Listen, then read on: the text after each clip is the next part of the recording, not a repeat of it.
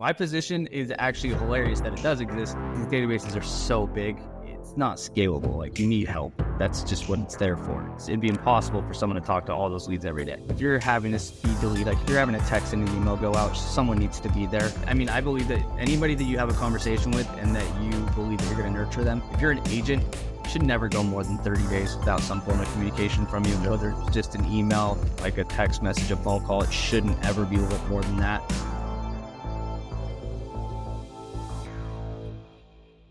Welcome, everybody, to another episode of the Reside Platform Podcast. We've got a special treat for you guys today. Very own friend, fellow lead geek, so you know I'm excited.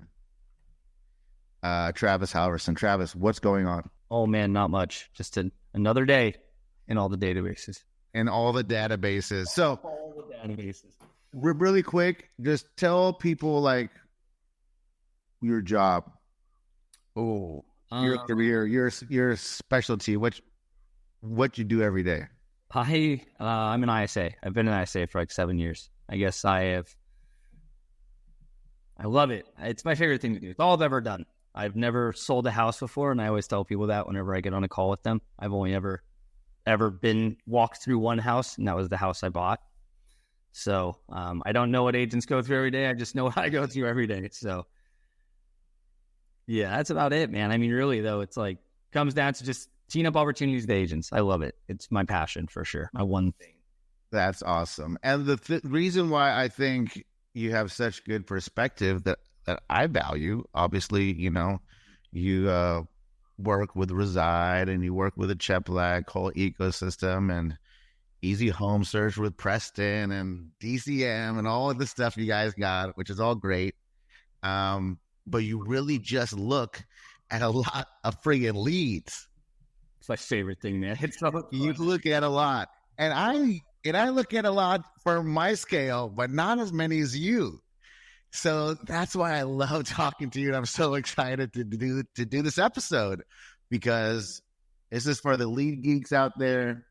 You guys buy in generating leads, specifically real estate leads in this context. Right? To be real specific, that's our audience anyways. Wanting to break into the mortgage, though, that would be fun. Yeah, I mean, we get those leads.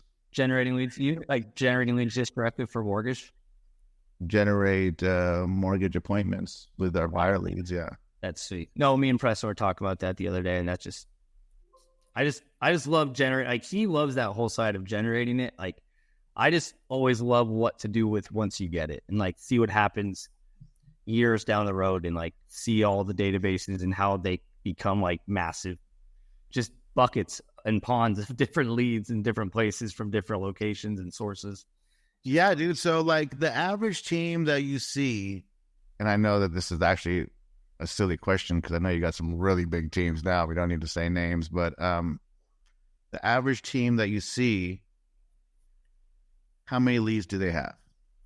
Probably about 20 to 25,000 leads total. But like once you start to like chop it up and like good phone number, good email that aren't like real estate agents or vendors, probably roughly around like 15 to 16,000. Okay. So there's like maybe 20% that are just crap. Yeah. Between being agents and having bad phone numbers or bad emails. And I can attest to this for all the listeners and viewers, because just an hour ago on Follow Boss, I went through my general lead pond and took out about 6,000 bad phone numbers.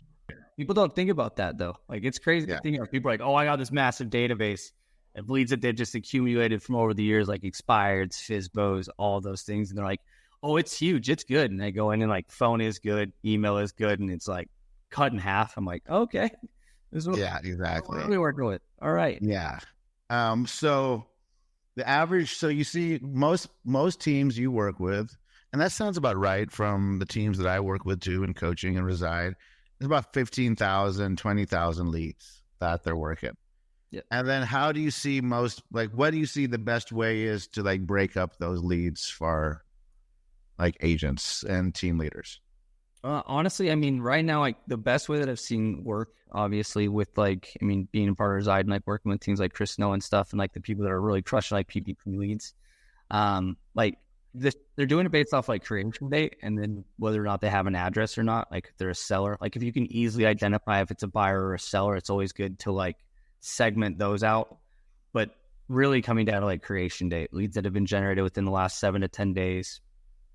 Keeping those in one specific location to be worked pretty heavily until they realize that they're not going to pick up or they're not going to answer, then moving them farther out to let new leads come into the system in a sense. So it's one of those ways that I see a lot of people do. So, and that's what does Chris call it? A money pond or something? Yeah, the money time pond. And we actually did a podcast episode with Chris on that you can find if you go back in the history of the Reside Platform podcast. So there you go. Plug number one. Get to plug ourselves.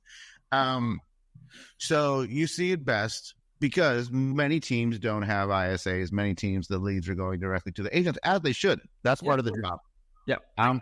My position should not exist. I just talked to Matt Smith about this. My position is actually hilarious that it does exist because realistically, people are registering to talk to real estate agents. They're not registering to talk to the team assistant. They're not registering to talk to an ISA.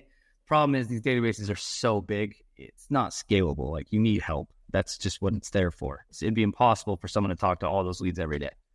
The unfortunate other side of that, and I agree with you, is that many people get licensed not expecting to be phone salespeople. That wasn't part of it.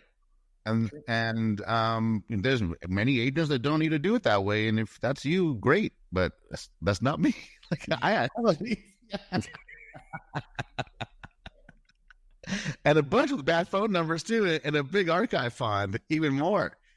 So leads come in, stay with the agents so that they can access it for 2 weeks. Yeah. Are you guys throwing like first to claim, everyone gets notified about the lead? Or the way that they've been doing it and like the way it's really successful is just not even notifying them, just the hungry agents go into the pond that have access to the pond, and like they throw it into a pond automatically, and then they just like agents will sign up for like a shift and work it that way. And I think it's really good because I've seen it done round robin. I've seen it done first to claim. But if there's any level of accountability on the team, like at the end of the day, those should just end up getting thrown back into the pond again when they're not worked after 14 to 30 days. You know what I mean? It's like, it's just such a fail to send it directly to someone to not give anybody else a chance. You know what I mean? I feel like it's a waste of money sometimes. Any automation, any text automation coming in when a new lead comes in, or nothing? Yeah. I mean, I've always been the mindset of speed to lead. But the thing is if you're having a speed delete, like if you're having a text and an email go out, someone needs to be there to answer it. Like someone's agreed on. So speed to response for sure. Like make sure someone needs to be able to like, hey, they like, I want a text message or I want a phone call. And then 12 hours later, they finally get a phone call and it's like, okay, well, yeah, me and Preston are doing the math and like, I mean, you can look up all those different numbers, like what the percentage it is when someone doesn't get answered within the first 5 minutes or whatever. It's like decreased by like 400% or something. But it's like, it's just funny to me because like you see all these leads coming into the system and it's like some people want to text, some people want to call, some people just want to talk through email. It's like, that's what I always believe is give it up to them and let them decide. So automated text. Dude, there used to be this software called 5 Street back in the day. I don't know if you heard of it or not, but 5 Street was an automated texting back through, and Realtor.com bought it. And that was the OG. I don't think you have any idea about it. 5 Street. Look it up. They might still be around. I got to look that up, actually. Street. So send the text. What kind of email goes out? You're looking it up right now. I am looking it up right now. Yeah, Career Database, man. 5 Street consolidates leads. Yeah. Now it's something completely different, it looks like. Yeah. Oh, that's funny. No, that's cool. No, I always usually have my emails match my text messages sometimes. You know what I mean? That like refers back to the phone number that we texted them from. So like just kind of, I try to close the loop. So it's like if they looked at the email, they're like, oh shoot, did I receive a text from that person? Or I think sometimes with like the iPhones and like Android software will sync. So if they realize that they got an email and it has that phone number referring to it, usually it can pick up. I mean, I don't know, like technology nowadays is kind of crazy. So it's like the whole baby. maybe first name, maybe first last name. You know what I mean? Like some of that stuff, it all loops together. So That's very interesting, Travis. I've never thought about that. yeah. So I always want to like refer the person. Like if I send them an email, it's like, hey, be on the lookout. I just sent you a text message, probably from this phone number. So yeah, that's great. Wow. I just learned something really maybe kind of speechless. So, hey, so the agent gets the lead from one of these ponds, or they talk to him from the pond, take the lead, work it. When they quit working it, like what's the cadence to work it? What's the expectation? So you can't take a lead out of the system unless you make a good communication, like you have a good conversation and you're going to nurture that lead. Like I believe it's like a full-on conversation is what you need to have with the lead, lasting 2 minutes or more, or going multiple levels deep via text or email. But then you still, I mean, I believe that anybody that you have a conversation with and that you believe that you're going to nurture them, if you're an agent, should never go more than 30 days without some form of communication from you, whether it's just an email, like a text message, a phone call. It shouldn't ever be more than that. But if it's like a lead that you're moving into an actual stage, like showing homes, writing offers, crazy stuff like that, should be 7 days, 14 days. You know what I mean? It can break down the cadence more and more, which we talk about all the time. So yeah, it's one of those things. It's ain't rocket science. However, then what we see and why Travis exists and why his great company like DCM kind of exists too is because there's a breakdown there. Yeah, for sure. No, there's a massive breakdown. Yeah. So give me some statistics. Give me some numbers about the breakdown, because I am dying to know. I'm sure lots of the listeners of yours are too. Yeah. So, I mean, there's the breakdowns of like the case studies that will go out and show you of like how many leads, like for instance, like, I mean, PPC leads, top of funnel leads, like how long they exist in your database before they actually get converted, right? Like some of the things of like, I read that there was one that 3,000 transactions for this team, and it was, I think 1,800 came after 5 months or more of follow-up. Like that right there to me is exactly why agents can't really do the bandwidth of that much follow-up. Like how often do agents just drop off leads after 14 or 15 days of no communication? How often do they go back to Zillow, go back to Realtor? They go back to somewhere where they came from, you know what I mean? And they're going off with another agent sometimes. So it's pretty crazy to think, but I mean, if I look at all my statistics, every PPC lead that I've ever closed came after 13 months in the database before I ever even set an appointment with them. Then 53 days from the time I set an appointment for the time I went to contract, and then like 30 days to close usually is what it came down to. But like that just goes to show you that's all of my PPC leads I've ever closed in the last like 3 years. Right. So the lead comes in, and in your case, let's break this down because it's got me thinking. A lead comes in, he goes to a money time pond. Yep. Get a hardworking agent, maybe overworked agent who's doing their best, grabs the lead. Yep. Has their best intention, and the lead falls off. Agent gets too busy, new leads, new stuff. Maybe the agent leaves the team, right? And the lead ends up back in the pond. Yep. Or some admin's account that doesn't realize it was ever sent to them. Yeah, right. And then that admin account is Suneet Agarwal and my follow-up boss. And I told Joe Bonquin to fix it earlier. I was like, why do I have these leads, bro? Come on. Happens all the time, man. Yeah, dude, it happened to me today. 2 things we talked about happened to me today. That's kind of crazy. So then you get it because the follow-up, so it ends up in the pond. Yeah. Because follow-up didn't happen for whatever reason. Yeah. No bad intentional reason, right? Yeah. And then tell me what happens next. Tell me why you grab it, because they hit a priority alert, or just because you're going to go through and make sure you talk to everybody. So there's always there's 2 ways to really do it. So like if, for instance, if it's on an IDX of some sort, like then hopefully it comes back based off of last visit. And usually I have people structure how they're going to follow up with a lead based off of last visit. And then even checking, now I'm starting to check visits too, to make sure that's even one of those things to check. Sounds like you've been talking to Preston. Right. It was actually really funny because I was on a call with one of our clients with a bigger database, and it just made me think about clicking it, and I saw, and I was like, wow, this person just visited your website literally 14 minutes ago, visited your website 143 times, and the last time you talked to it was 6 months ago, and it's in your pond. Yeah. And it's just in like an unresponsive stage. I had a good phone number, had a good email, I had everything. And it just, I don't know, it just gets missed very easily. You know what I mean? So let's just say, there's a lead of the pond that gets in there. You get notified that the new lead's in the pond, right? You have some kind of notification out of the pond. It depends. If it's a big team, I don't have notifications turned on because that's a lot of leads going in. We just assume that if it's been thrown in the database and we go based off the last visit, we see everything. So we have it set usually to view all ponds. So no matter where it's at, if it ever gets thrown anywhere, it's going to hit wherever I train the DCM to look. So you're going to go view all ponds and then go to last visit, last communication, last text, last all that. And what about everybody that has none of that? Everyone gets called every month to if there's no rhyme or rhythm or it's a brand new database that's never been touched before, we usually, like I said, what we'll do is we'll probably, depending on what system they have, like whatever IDX they're on, if there's a way to put them back on listing alerts, we'll probably just put them on a generic listing alert. So like, for instance, if you have certain IDXs, you can upload a list of thousands of people in the database to a generic listing alert in your location and just structure it that way and hit those people when they start coming back to the website and just do it that way. Or you just start going through and adding them on generic listing alerts. So you're hitting it, like kind of burning it from both ends. Hit it from just trying not to shock and blast your database, right? Because if you don't have any real cadence of what you're doing at the pond lead and it's just a brand new database of no communication ever, no visit ever, you're kind of just doing it by alphabetical order at that point. There's no real way to go about it. But the still thing is, though, is you're trying to get them to come back to your website.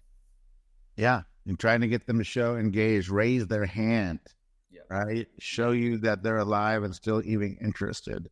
Yeah. And I think the sooner that our incredible viewers and listeners start to understand, like, at least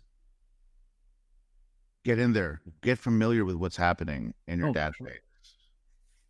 Like, bro, like mine is all realtor.com and Zillow leads at 116,000, 90%.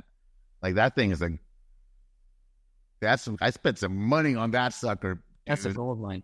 That's my favorite thing. That's my favorite thing to show people is their loss of money. Yeah. And though it's really interesting, like I'm on top of it. I have a big team. You have to be in there. You really do. It's like the biggest lever that you can pull. And John even talks about it. Like spend an hour in the database every day for the team leaders and agents. Yeah. Look at all your leads you have. Like sit there, get your coffee, team leaders too, and sit down at the desk for an hour and look at that sucker. Make your follow-up calls when you need to. Like it ain't magical. Send some damn text messages.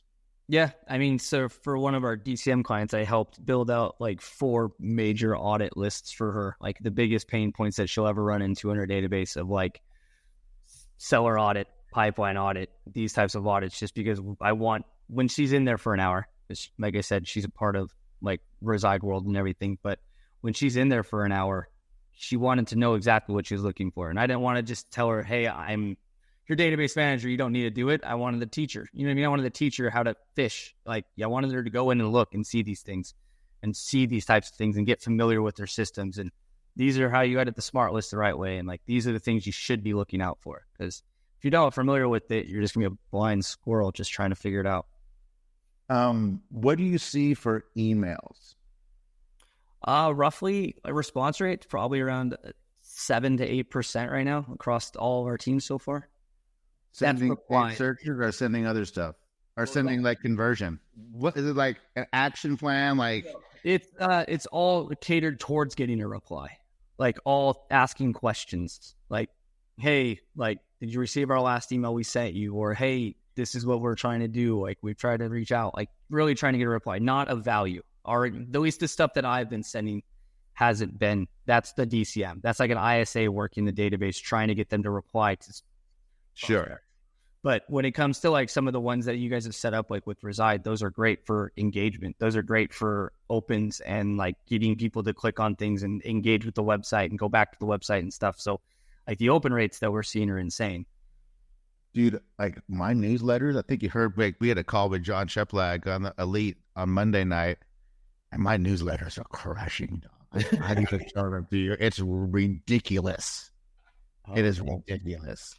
The newsletters. and not even real estate. People don't think about that though. Like, how many people don't have a newsletter or ever send one? Oh, I obsess about it, but I think you know that. Good. So, what other advice can you give to how about to the agents? Agents who have a database, solo, like, do you have any of those clients in DCM? Yeah. Oh, yeah, great. Yeah, So, you just got to start with cleaning your database. You got to start with segmenting your own personal database into, like, you just place them into different buckets, different tiers. Like, if you are someone who is a single agent that has Follow Boss, for instance, like, you need to go in and you need to make sure all of your stages make sense to you. You need to make sure all of your automations make sense to you. Just don't get overwhelmed. It's very easy to dump your database of, if you're a single agent, some people have thousands of leads as a single agent. It's very easy to get overwhelmed and not know where to start, so you just don't start at all. So, I mean, if you just set up your stuff in this simple format of just simple.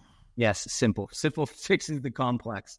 So yeah, if you set up your way to work your system, don't just use your database as as a placeholder for all of your leads. Use it to work. You know what I mean? Set it up to work. Have a flow. Yeah. Make it flow. Work for you. Make it work for you. Start at the top and finish at the end. Finish at the bottom. Okay, good. Well, dude, that was super helpful. Okay. If somebody wants to, I took notes. Like, I wrote some Slack messages to my team during that, dude. Good job. If somebody wants to get a hold of you or, like, hire you, do something, well, what's the best place for them to look? Probably just email me. They can email me, go to Instagram, go to Facebook. They can message Suneet, and Suneet can give you help. What's your Suneet or what? What is yours? Yes, Suneet at resideplatform.com. That's Suneet. He's asking for Travis. Yeah. You're like, what the hell is this? Oh, man, that's great. No, just oh, man, don't blow Suneet up. Just T Halverson at easyhomesearch.com or Travis at resideplatform.com. Great. Well, everybody, I hope you got a lot out of this episode. I know I did. Seriously, there were some writer-downers in there for sure, and implementers. Don't just write them down, implement. I hope you got something out of this episode with Travis Halverson. If you did, like, subscribe, tell a friend, and we'll see you on the next episode of the Reside Platform Podcast.